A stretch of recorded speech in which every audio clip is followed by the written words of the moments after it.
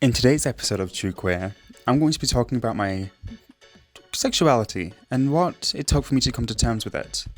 So where I started, as a young lad in England, I was surrounded by a very caring family, with all of us living a short distance from each other. I was very close to my grandparents and some to this day. When I was around 7, I started noticing something was different about me, but I had no idea what it was.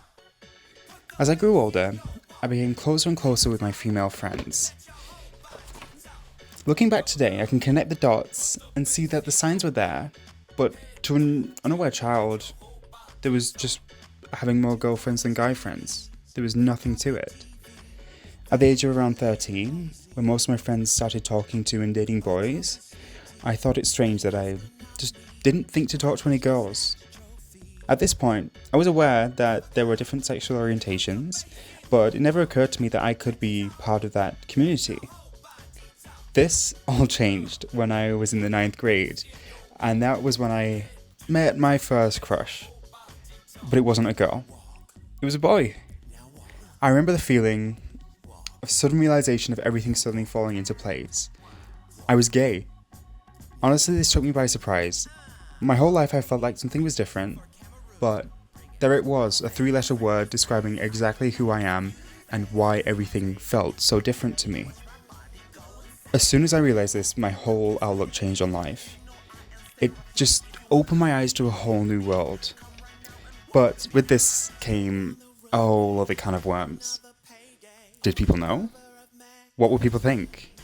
Am I okay to be like this?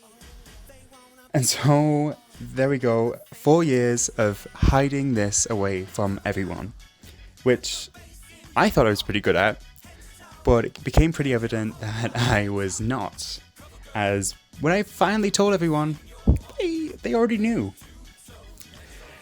When I was around 16, when I was 16, I had reached a breaking point, and I just really needed to tell someone. I'd been hiding this secret for years, and it had been building up this stress inside of me that I just needed to let out. It was a Thursday afternoon, and I remember it like it was yesterday because of how stressed and anxious I was at the time.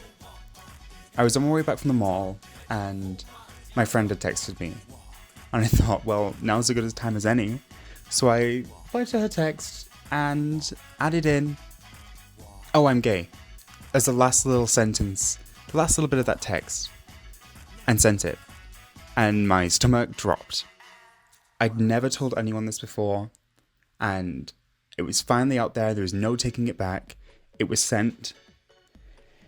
She, again, was not surprised. She'd known me for years at this point and was very, very supportive. And that really helped give me a bit of confidence and a confidence boost that I really needed. After that, one by one, my friends and people around me started to pick up, and because I wasn't hiding it anymore, if someone asked me, I would say yes, that I was gay, but I wouldn't go out of my way to tell anyone. It was only if they ever came up to me with that. So there became a point where everyone knew. Everyone knew except my parents. And that was the biggest hurdle to come through.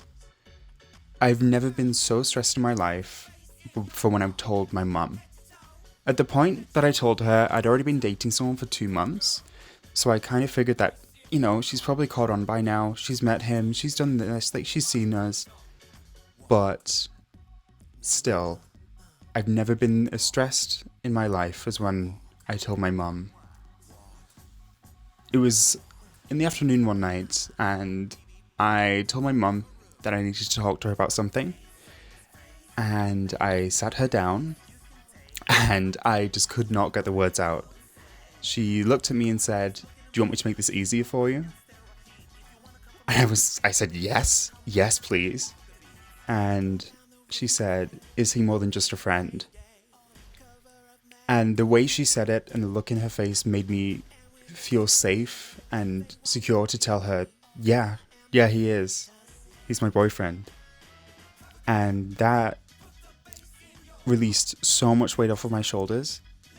It was such a stark difference in who I am. After I told my mum, I let her tell the rest of my family. Now that we're about 6,000 miles away from each other, so we don't really see each other, but I didn't feel like overcoming that hurdle multiple times with multiple members of family.